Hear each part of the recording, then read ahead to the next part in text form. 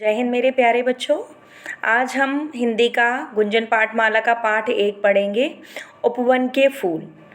बेटा आप लोग जानते हैं उपवन का मतलब क्या होता है?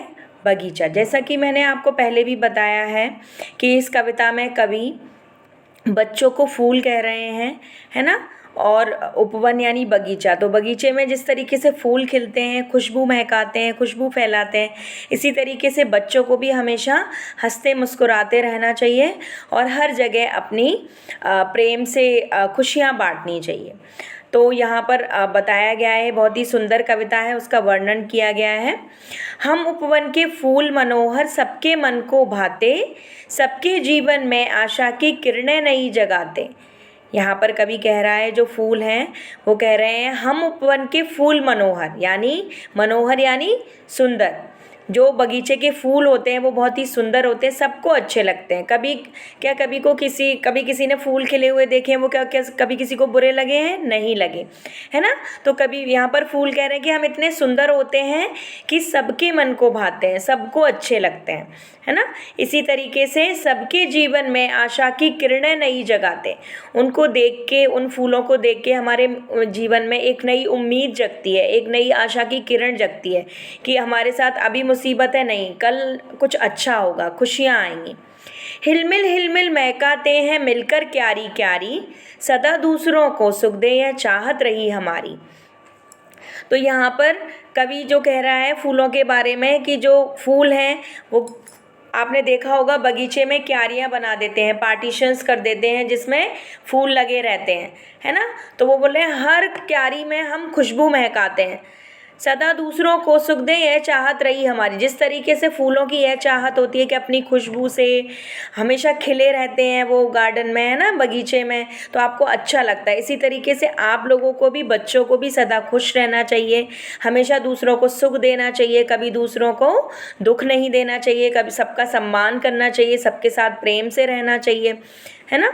कांटों से घिरने पर भी सीखा हमने मुस्काना, सारे भेद मिटाकर सीखा सब पर नेह लुटाना। यहाँ कांटों का क्या मतलब है? मुसीबतें, यानी वो कांटों से घिरे रहते हैं तो भी हमेशा फूल क्या है? खिले रहते हैं, मुस्कुराते रहते हैं। कभी क्या उनको आपने मुरझाए हुए देखा है? नहीं। तो इसी तरीके से हमें भी हर मुसीबत में मुस्कुराते रहना चाहिए, कभी भी घबराना नहीं चाहिए, सारे भेद मिटाकर एक दूसरे से प्रेम से मिलकर रहना चाहिए, जैसे फूल रहते हैं। तुम भी जीवन जियो फूल सा सबके गले लगाओ, प्रेम गंध से इस दुनिया का हर कोना महकाओ।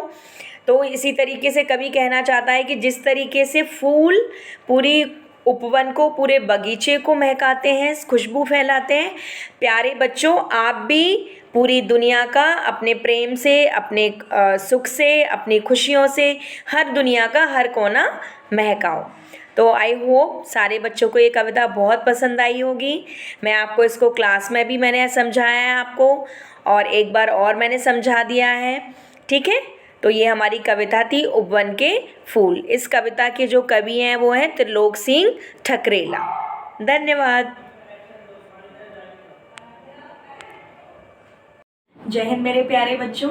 My name is Nisha Bhadauria and today I am going to tell you about the first chapter of your Hindi book, जहाँ पाठ का नाम है उपवन के फूल। तो आपका नया सेशन शुरू हो गया है, तो जो आपका पाठ 1 है वो है उपवन के फूल।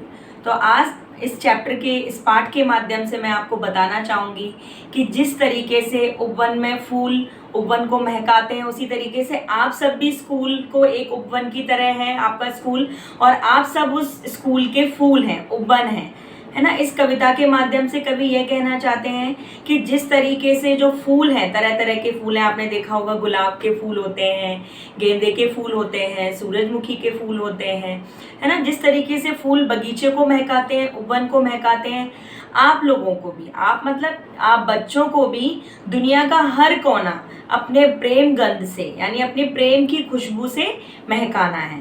तो ये जो कविता है ये बड़ी ही प्यारी है, जिसमें बताया गया है कि आपको गमों से, मुसीबतों से घबराना नहीं है, केवल और केवल आपको खुशियाँ बांटनी है, प्यार बांटना है दूसरों को।